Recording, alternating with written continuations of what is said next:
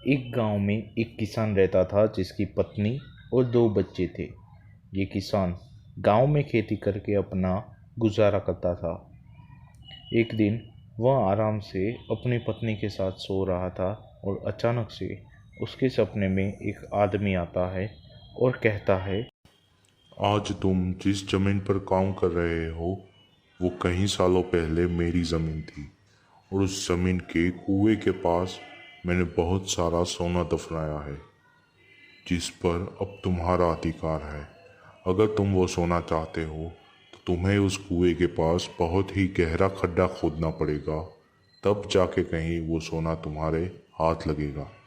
अगर तुम वाकई में उसको पाना चाहते हो तो मैं इसके लिए तुम्हें इजाज़त देता हूँ।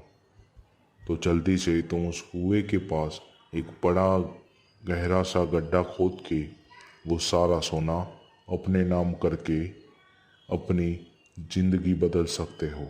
फिर किसान सुबह उठ के ये सारी बातें अपनी पत्नी को बताता है और उसकी पत्नी कहती है, अरे वाह, ये तो बहुत ही बढ़िया बात है। अगर ये सोना हमारे हाथ लग जाता है तो हम वाकई में हमारी ज़िंदगी बदल सकते हैं।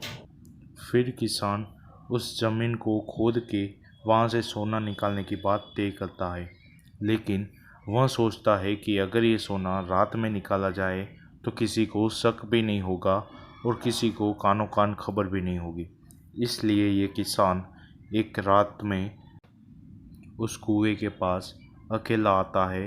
वो गड्ढा खोदने का जो सारा सामान होता है उसे लेकर आता है और फिर अकेले में आजू बाजू देख के कोई आ तो नहीं रहा, इस तरह से वो आके अपना गड्ढा खोदना शुरू कर देता है।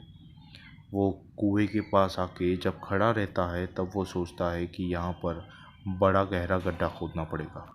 फिर वह गड्ढा खोदना शुरू कर देता है और जैसे ही गड्ढा गहरा खोदता है उसमें से बहुत सारा सोना निकलता है और वह किसान बहुत अमीर आदमी बन जाता है।